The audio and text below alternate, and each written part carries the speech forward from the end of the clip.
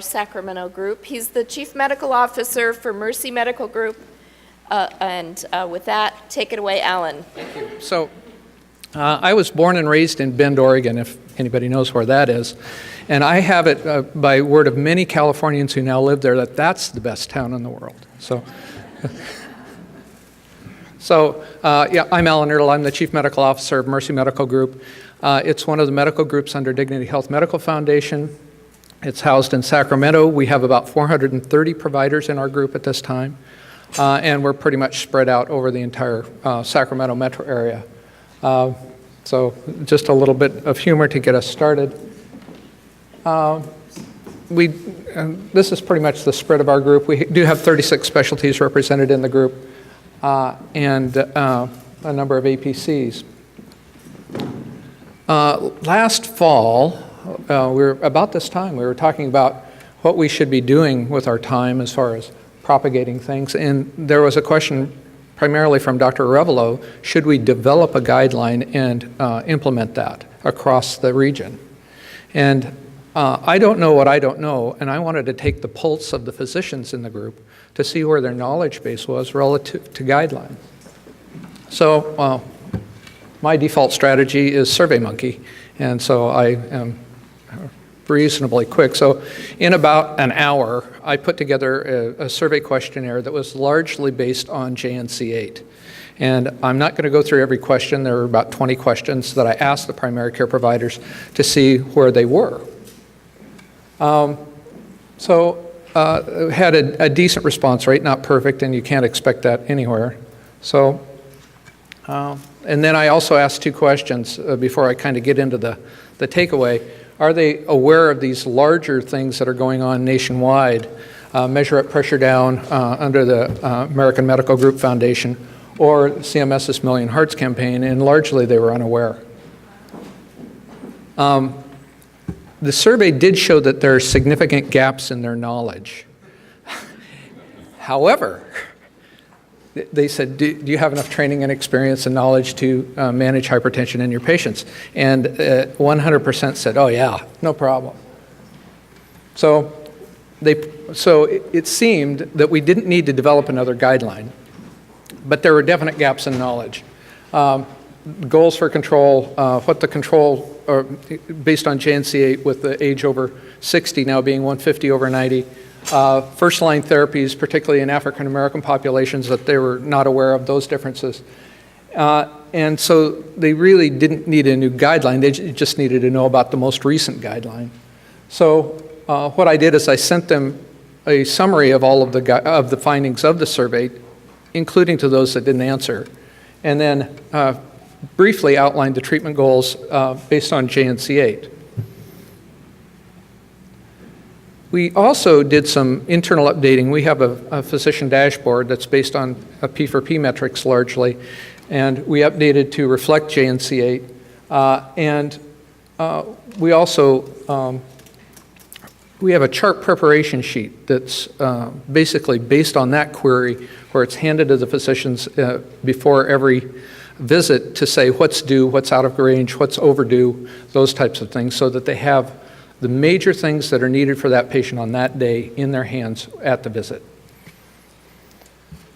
I also talked, and then Mary's fault, right? You said, gee, this was what, March-ish of this year? Said, we're thinking about doing a survey of MAs on what their knowledge base is around taking an accurate blood pressure reading. And I go, okay, well, let's go back to my default strategy and do another SurveyMonkey. I know if I mention it to him, he'll develop it for us. Yeah, give me an idea and it doesn't take very long. So it was broadly based on plank 1 of Measure Up, Pressure Down, which is how to take an accurate blood pressure. And I did 3 different subgroups: primary care MAs, surgical specialty MAs, and medical specialty MAs. I got 101 total responses, just under 40%. One of the things that I did ask about is, do you round? And I wanted to validate whether, and of course they said no, for the vast majority, we don't round the numbers, right? Actually, they're right, because if you look at the frequency of the last digit, it's equal. It's 20% across the board. So there are a few people that do round, but it's very few, as it turns out. So the tentative observations from that. Blood pressure is checked very often by the back office staff. We're not checking it on 100% of our patients. 14% of our visits did not have a blood pressure measurement taken. It's hard to get an accurate blood pressure measurement when you don't take it at all. These are mainly surgical specialties, podiatry, dermatology, actually, PM&R was another one. It was a big gap. And if one of the big things, I keep scraping that, one of the big things is recognizing hypertension, this is really low-hanging fruit. It's repeating what San Diego did, right? Kaiser in San Diego, to actually find people with hypertension. There are a number of gaps in their knowledge about asking about smoking and caffeine use before blood pressure measurement, talking during the measurement, rounding, not much, seated in the exam room with feet flat on the floor. This was all over the map, right? Supposed to wait 5 minutes. There are a massive amount of taking blood pressure over a sleeve. In our institutions, our sites, we have multiple devices to contend with. About half of them are automated, half are not. All the cuff sizes are not available in all of the hallways and all of the sites. The stethoscopes used by MAs, and I don't know if you've observed this, they are not very good, and that's an understatement. They don't even have a bell. They are one-sided, they have a diaphragm, they probably got it when they were in school. Direct observation, another little bit of study after this, was that they show that on the non-automateds, on the manuals, they lower the blood pressure cuff way too fast. And training has been a long time ago for a lot of our MAs.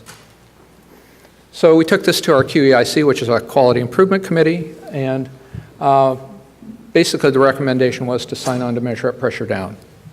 That went to the Mercy Medical Group Board of Directors, and they approved that in May of this year. So our current control, based on our initial analysis, was that we're at 71%, which is not very good. We also embraced planks 1 and 8, and 8 is also what Kaiser and San Diego did, that is take it at every visit, including all the specialist visits. And I'll talk about that a little bit. And a commitment to move to 100% automated cuffs that actually have an interface, a Bluetooth interface, that the data can go directly into the EMR. So we're convinced that our 71% control rate, I mean, if you don't take a blood pressure measurement, that's a failure. So 14% of our failures at least are related to not taking the blood pressure at all at some of our visits.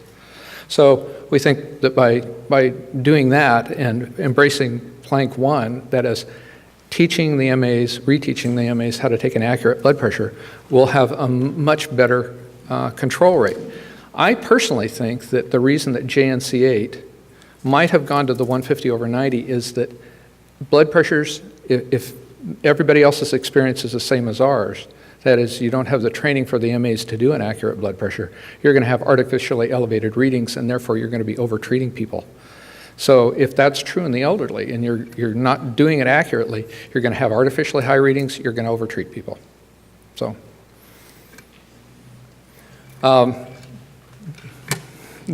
thanks to Hattie, Mary, and others, they developed this algorithm pocket card for primary care physicians, and this is basically based on JNC8 with a little asterisk, I think was Neil's idea. Is that right, Neil?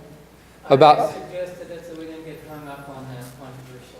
Right, because that 150/90 for people over 60 is controversial, and more so now. Of course, all of the specialists balked. Not unexpected. So again, I think that the idea is, how do you take the work out of the specialist's hands? Oh, I don't want to take a blood pressure. I don't know what to do with it if it's elevated. Well, you don't have to do anything about it. What you have to do is tell the PCP about it. And mainly, the specialist MAs have to tell the PCP about it unless it's really, really elevated. And then there should be a personal call. So once we explained that to them, the specialists, they said, oh, okay, we can do that because basically we don't have to do anything most of the time. So we're implementing training to all our MAs. That should be done by the end of the year. I'm very interested in the last look at how many of our visits don't have a blood pressure reading. It's down to 10%. So we've made some traction over the last month and a half on that. Derm was very big. They have a lot of patients, and so I think that moved at 2% just doing them. So, so this is a link to a video that basically in 2 or 3 minutes explains how to take an accurate blood pressure and what the foibles of doing it wrong are. So, you've got blood pressure of a teenager who lives on junk food, TV, and the computer. So, and this is what I do for my hypotension. I have chronic hypotension, and this is what I do to raise my blood pressure. So, thank you. Now, let's turn this over to Dr. Don Hufford, who is the Chief Medical Officer of Western Health Advantage. Yeah, just to let you know, there's a certain domino effect to this whole thing. So Jerry Penso leaves San Diego. Parag Agriholtri goes to San Diego. Hattie volunteers me to sit in his spot in Sacramento. So that's how it goes. So I'm here to be the spokesmodel today for the algorithm from JNC8. So, well.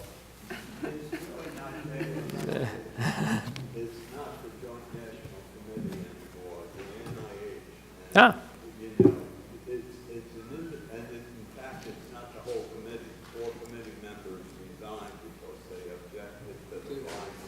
Yeah.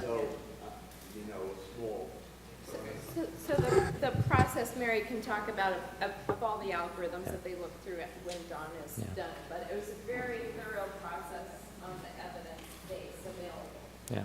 So the findings from the survey monkeys are very interesting, and it makes me think back to the days when I was a primary care physician in Alan's group years ago, and how frenetic it can be some days in practice. And primary care physicians tend to drift into bad habits or not tend to keep up on things, because I know that, and we'll take care of other things that we're dealing with.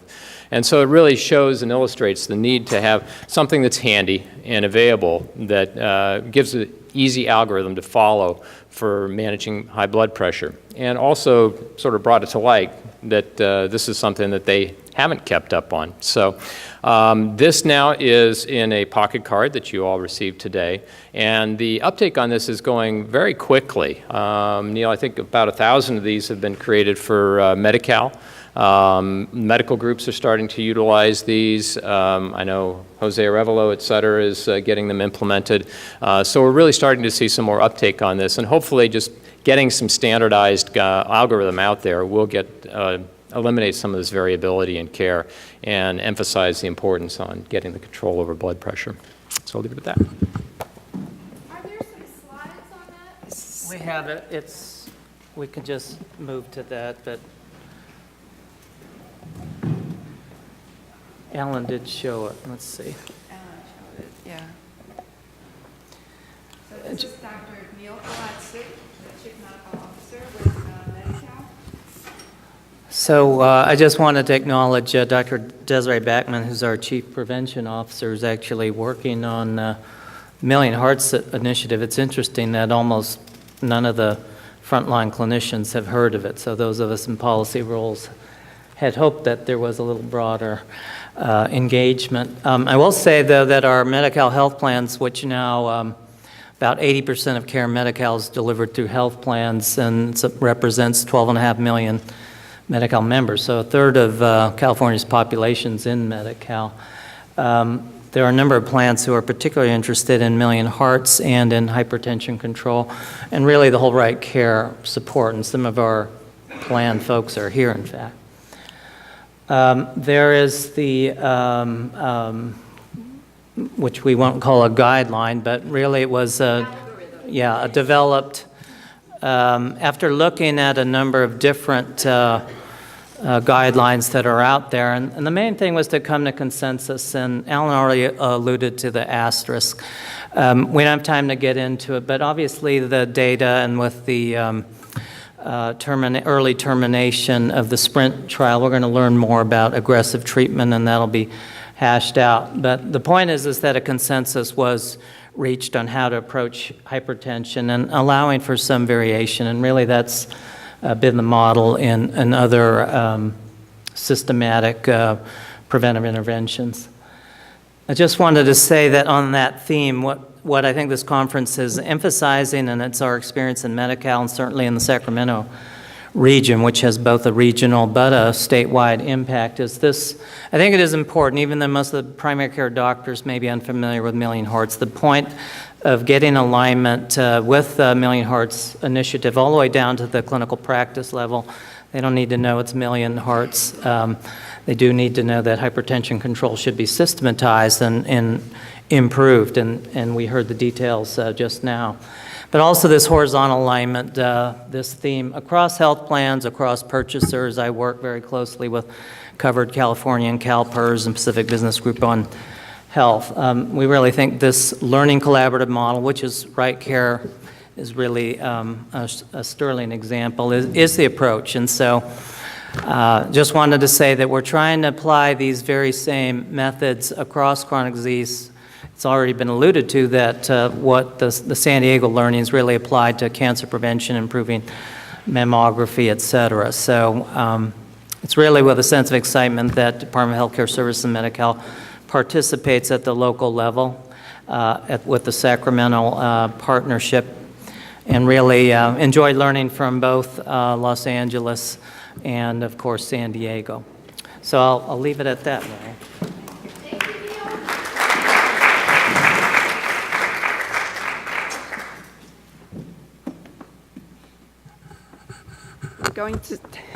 Okay, now we're going to take a moment to poll you again.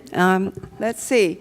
According to the 2014 Management of High Blood Pressure Guideline, the initial treatment for general Black population, including those with diabetes, should start or should include A thiazide type diuretic or calcium channel blocker, B, ACE inhibitor, C, angiotensin receptor blocker, or beta blocker. It's on the algorithm card. Okay, should be an easy one.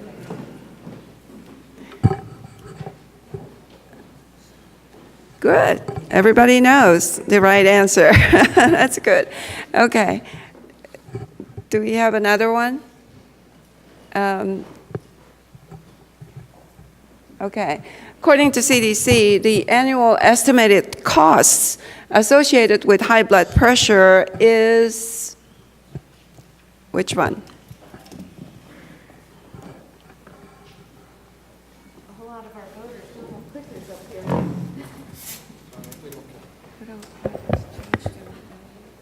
We are switching to LA, yes. Right. Okay. Let's see. The right answer is 51 billion. But I see that some of you think it's more than that. So as we transition to our third Los Angeles University Best Practices, our baby in the group, I just want to say that there's wonderful cross-fertilization across our university best practices. So Jeff Mason, who works on a pilot through both in Los Angeles, initially has done other pilots with us statewide. I'd like LaVonna Blair-Lewis and Steve Chen to come up to the table, please. And I want to say that the survey that Dr. Alan Ertle showed you, the Survey Monkey, is actually being formalized by USC School of Pharmacy so that the medical groups across the state can use it. And Steve is going to talk about that a little bit, but before I say that, I just want to say it's been amazing to have USC sponsor the University Best Practices in collaboration with the Health Services Advisory Group and other supporters. But the really cool thing about what's going on with the leadership of University Best Practices in Los Angeles is we have these three competing organizations that are linked arms and leading it. So we have USC, and UCLA, the big competitors, and Cedars-Sinai co-leading. And with that, I just want to turn it over to Professor Steve Chen, who is one of our longtime right care enthusiasts, who is both a professor of pharmacy and our co-host at USC, to talk about how he's making that survey that Dr. Ertle from Mercy Medical Group available through CAPG and through the University Best Practice. So anybody who wants to use this survey, Steve is making it available to you. While he gets to the podium, I'll just say that LaVonna Blair-Lewis, professor of public policy at USC, is a total earth angel to this project. She has been involved with the Right Care Initiative since about 2009 and made our first home at USC in LA. So thanks for making it come together. Well, I'll just say that LaVonna actually and I bonded at an event where we were talking to high school students about careers in healthcare. And at that meeting, she said, "Have you heard about Right Care?" And sure enough, we had both been involved in Right Care. And so we sort of banded together to try to make a home at USC. So I do want to thank UCLA for making that trek across town to come to our campus every month. So thank you for that. So you might have noticed that I changed the title of the survey because first of all, I had permission from Dr. Ertle to work on this, but I renamed it the Ertle Hypertension Survey for Spread because nobody likes to take a survey. When you put Mercy on a survey title, I don't think it helps very much. So I thought Ertle might work a little bit better. Okay. Okay, again, adapted with permission. I have to say that when we started working on this, a few of us looked at it, we had some survey experts look at it, and they all concluded this was a really well done survey. So you said you did it in about 20 minutes in SurveyMonkey. You did a great job in 20 minutes. About an hour, okay. So again, it was based primarily on the JNCA document, which is subject to change. We talked about Sprint, we talked about the new guideline coming out from AHA. Certainly there will be some adaptations. We mildly modified it by including a few case application examples. We had Dr. Ron Victor, the Barbershop Project physician, work on it, or review it, sorry, and bless it. I just wanted to add that one of my former patients who I managed for high blood pressure and diabetes, is the chief recruiter for the Barbershop Hypertension Project. And I think there's nothing better than a peer to recruit others for programs.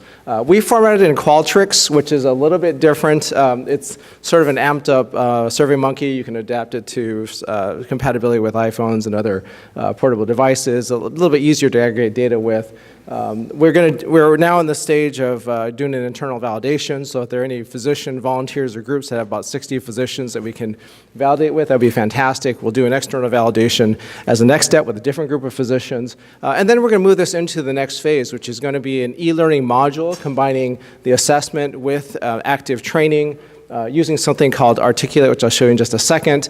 The next stage after that is going to be adapting it to medical assistants, primarily focusing on proper measurement of blood pressure. So this is Articulate. If you haven't seen it before, it's really pretty fancy, very interactive program. We have experts at USC that can modify this and make it work. So we're in the phase of storyboarding, and we'll be working with Dr. Ertle, Dr. Amy Howell over at CAPG, and a few others that are interested in this project. And one other person, Sangmi, I don't know where, Sangmi's in the back. Sangmi O from the American Heart Association invited me to meet at Check Change Control National Conference a couple weeks ago. Sat next to someone from Australia, and we started talking about our work, and I said, well, what are you working on now? And she said, well, in Australia, primary care physicians struggle with the fact that they seem to think they know what they're doing in hypertension, but they don't seem to actually know. So I created this e-learning module to teach them about the proper use of antihypertensives and treatment. I thought, this is exactly what we're doing. So we decided that we're going to make this an international collaboration. We're going to adapt this to multiple countries. It's going to get a lot bigger. So pretty exciting that we're going to get to work with her and see what she's done so far. My requests are two. If there are people, again, that would like to validate this questionnaire in the first round, need about 60 physicians, that would be fantastic.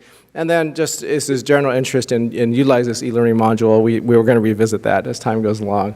That's really all I have. If you're interested in integrating clinical pharmacy, we have a national program coming up February 11th and 12th, focusing on public health, community pharmacy, geriatrics, and psych pharmacy, a couple of big dark areas in our health system. So thank you. Thank you, Steve. Really appreciate it.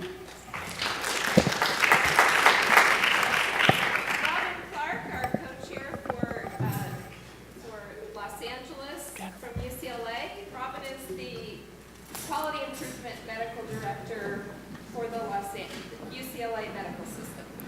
Great, thank you everyone. Yeah, we are the youngest of the best practices, but starting to come into our own. I'm very excited that we're kind of launching these new initiatives. Thanks to Steve for the leadership on that one. Want to introduce Dr. Mason, Jan Hirsch, and Rebecca Cupp, all great active participants in our best practices, and describe a little bit of a pilot project they're going to be launching in the upcoming months.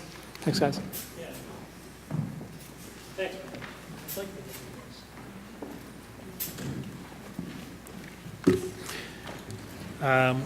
I'm very pleased, actually, to have my collaborators up here with me, Jan Hirsch and Rebecca Cupp, who represent a true collaborative effort that's based out of the LA BPU, designed to use all the resources on the healthcare team to attack a problem which is driving a great deal of the healthcare spend in the United States, and is a recognized quality issue, which is readmissions and actually more broadly reutilization of hospital facility services, a major driver of healthcare costs and detriment on quality.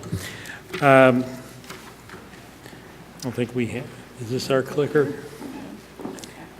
Okay, so it goes forward this way, huh? And which way do you point it? Any way you want. Okay, so I'm Jeff Mason. I'm a medical director with United Healthcare, responsible primarily for our California clinical operation. This partnership is really broad and deep and represents the impact of the LA BPU in our market. Includes all of us up here right now and the organizations that we represent, which includes Ralph's Kroger's, our clinical partners for medical treatment management, our cooperation with UC San Diego, and through Dr. Chen with that's quick, with USC, and our partnership with Presbyterian Intercommunity Hospital, our clinical partner for this project. The project is to reduce reutilization. The objective is to evaluate the implementation of a community pharmacist as part of the readmission control team, directed at reducing the readmission of high-risk patients. Our hypothesis is that through the use in a controlled fashion of a community pharmacist, we will be able to reduce readmissions in a clinical trial. I don't know if we want to spend the time on this or not. Do we want to do the questions or not? Yes. Yeah. All right, we're going to do the questions. So pick up your clicker and tell me which one of the classes of drugs up there are not associated with readmissions. A, anticoagulants, B, anticonvulsants, C, insulin, and D, oral hypoglycemics. And if you don't know, just guess. All right. And how do we get the answers? They're going to tell us. Oh. Pretty good. The right answer is anticonvulsants. And we will be focusing on drugs that are associated with readmissions. So I'm going to turn it over to Jan. Okay, so in the spirit of partnership, we divided this up. I'm going to tell you about the inclusion-exclusion criteria. So basically what's going to happen is we have a partner, Presbyterian Intercommunity Hospital, and while the patients are in the hospital before they are discharged, they're going to be screening those patients for these inclusion and exclusion criteria. The first being that we're using the LACE tools, which many of you may know as a measure of risk of readmission or hospital reutilization. It looks at emergency room visits and acuity at discharge and also comorbidities. But then we're also looking at whether or not they are discharged on medications that have been linked with a higher risk of readmissions, and that was just the question before. Anticonvulsants have not been linked. And then basically these are adults, these are med-surg patients. They have to have the phone, be able to communicate with the pharmacist that Rebecca's going to tell you about. And our exclusion criteria are that some of the patients already have a special kind of discharge program. We're not using those patients. In other words, anyone with planned readmissions basically are not included. So once those patients are identified it's basically from the case management clerk, then they go on to consent. And once those patients give consent to be in the study, then they are randomized. And the two groups we're looking at are patients that are either going to be on the right-hand side, the normal discharge procedures at the hospital, and or the other group is they will be referred to our PharmD group, which is a community pharmacist, so it's outside of the hospital for follow-up, and Rebecca will show you that, how that will be done in a moment.